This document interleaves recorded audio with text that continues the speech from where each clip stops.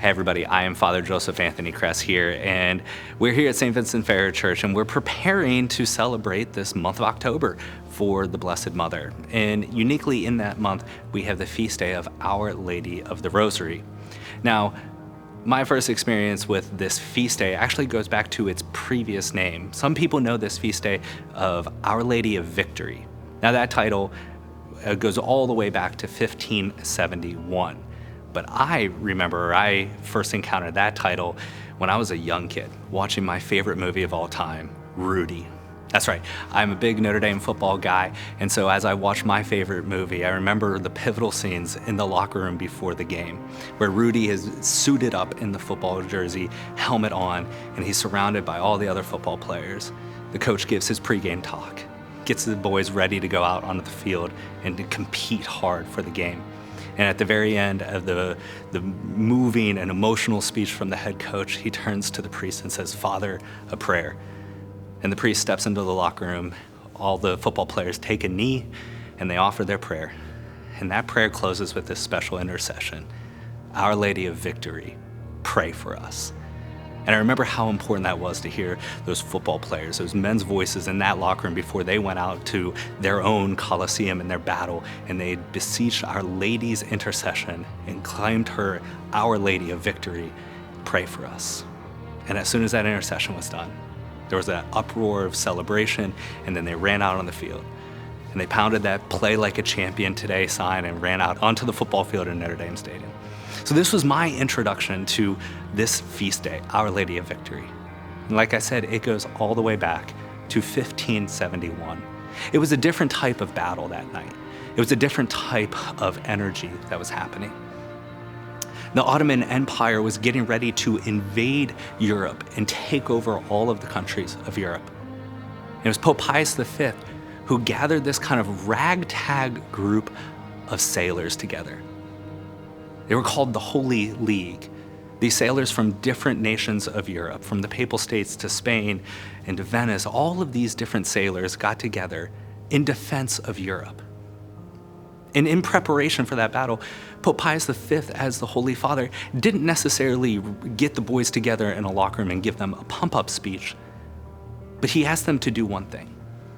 He asked all the sailors to carry a rosary with them as they entered into this battle. He asked them to pray the rosary and ask for the intercession of Our Lady as they were about to go into this fight and this battle to save Europe. And he didn't just ask that of the sailors. Pope Pius V made a plea to the entirety of Christendom.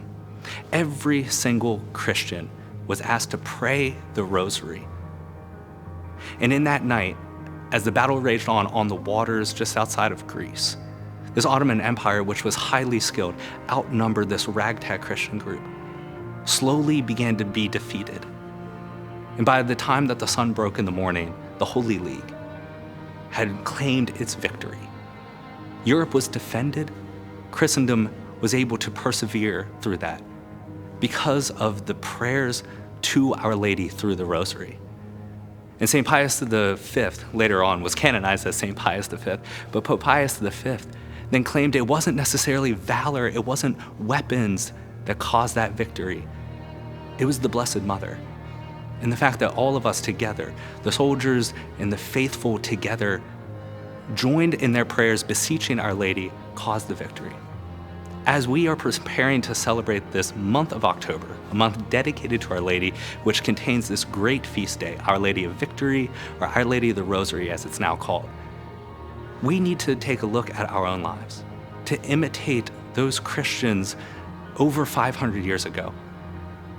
That when the forces were closing in on them, and it looked like the battle was going to be just an overwhelming defeat for Christians, when it looked like that all the sides were closing in, that they turned to Our Lady in the Rosary, asking for her protection and her intercession. And so in our lives, there are many spiritual battles that we fight, and most of them are interior, that they happen time and time throughout our days, that we should never lose hope, to imitate those sailors, to imitate Pope St. Pius V, to imitate the Christians of that day 500 years ago, to grab our rosaries, to pray for Our Lady's intercession and protection. Because even when it feels like we are surrounded or overwhelmed, we can turn to Our Lady and she will gain that victory for us. Sometimes people say, hey, Father, I like to pray the Rosary, but sometimes I get bored. Sometimes I lose my focus or I get distracted. And then ultimately, sometimes it just becomes like a dry prayer that I'm just going through the motions. What do I do? Well, in that case, I typically respond with 2 suggestions. And the first is this, to always, always, always remember that faithfulness in prayer is the greatest work.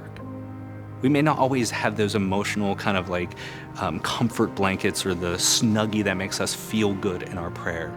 And when we have those consolations, they are beautiful gifts, but it's not always going to feel the best. And when we faithfully pray the Rosary repeatedly, day after day after day, the graces that are gained from our fidelity in prayer are going to be more than we would ever know. A spiritual author once wrote, "Fidelity in prayer is the greatest prayer." So that the prayer we show up to is going to be the most important prayer, whether it feels good or not. And then the second thing I would talk about is how if we look at the Rosary as this kind of task or a list of 50 Hail Marys and 5 Our Fathers, if it just becomes a checklist of a number of prayers, then we're missing the point of the Rosary. The Rosary is supposed to be this meditation on the mysteries of the life of Christ that we find in the Gospels. And how the Rosary, the repetition of these vocal prayers, the repetition of the Hail Marys and the Our Fathers are almost kind of giving us the environment so that we can meditate on these mysteries. And so if we allow ourselves to kind of let the Hail Marys become this rhythm or the environment of our prayer, and allow ourselves to focus into the mysteries, we find ourselves that we are able to persevere in that prayer. We all have our human frailty. We all have our weaknesses, and sometimes we get distracted, and that's okay. But to renew ourselves, to renew our prayer, and to not be afraid of those dry moments, to persevere in faithfulness in prayer, and to let the mysteries set the environment for our meditations on the mysteries of Christ. And so on this day, I ask you to join me in praying the Rosary and praying for Our Lady's intercession and protection for our daily struggles, our daily battles, that we continue each and every day pursuing union with our Son, Jesus Christ. And may she pray for us. May she intercede for us. Our Lady of Victory, pray for us.